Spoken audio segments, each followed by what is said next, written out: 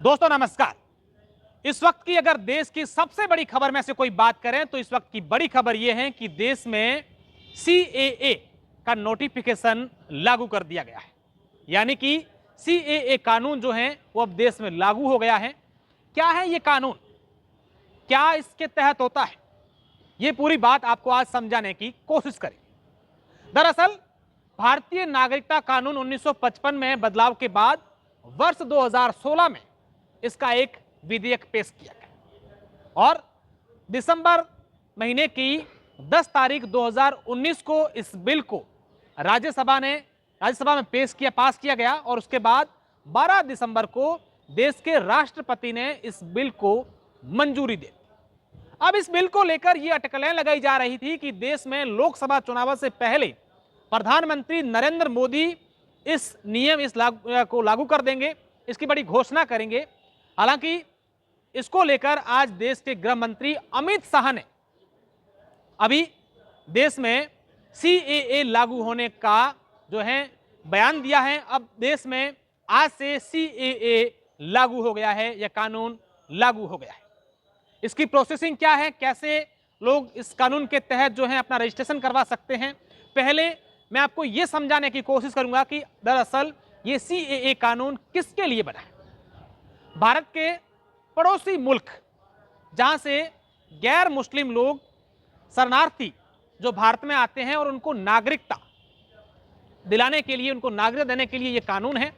और इसमें पहले 11 वर्ष किसी भी व्यक्ति को पड़ोसी मुल्क से, जो पाकिस्तान, बांग्लादेश, अफगानिस्तान, इस जो पड़ोसी मुल्कों से जो लोग यहां पर आते हैं उनको नागरिकता यहां पर 11 साल रहने के बाद मिलती थी और उनके लिए जिस देश में पहले रहते थे वहां से नागरिकता की एनओसी लानी पड़ती थी कि भाई हम वहां के अब नागरिक नहीं हैं। इसके अलावा भी कई सारे नियम थे, अलग अलग जगहों को लेकर कई प्रकार की जटिल प्रक्रिया थी। अब देश में सीएए के तहत ये है कि इसके लिए आपको ऑनलाइन एक आवेदन करना पड़ेगा। 6 साल अगर आप यहां पर रहे हैं तो आपको नागरिकता मिल जाएगी और वहां से एनओसी लाएं ये भी कोई जरूरी नहीं है। तो इसको लेकर जो पड़ोसी देश से यहां पर लोग आते हैं उनको नागरिकता मिलने में अब सहूलियत हो जाएगी।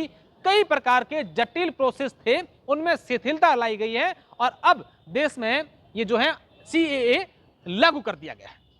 हालांकि जब 2016 में इसको लेकर बातें हुई और उसके बाद असम राज्य में इसका जोरदार विरोध हुआ था।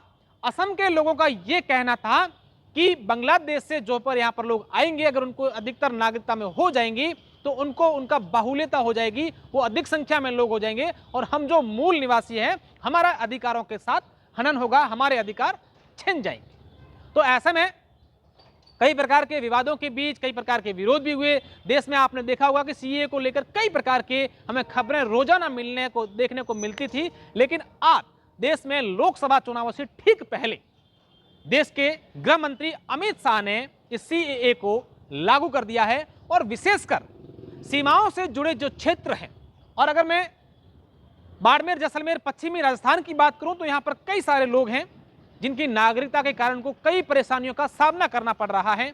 इसके अलावा भी अलग अलग जो सीमाएं देश की लगती है जहां पर जो लोग रहते हैं उनको काफी दिक्कतें होती है। तो ऐसे में ये केंद्र सरकार का जो शरणार्थी लोग हैं दूसरे देशों से पलायन करके किसी प्रकार से परेशान होने के बाद या अन्य कारणों से यहां पर जो आए हैं उनके लिए ये एक खुशखबरी देश की ओर से दी गई है। धन्यवाद।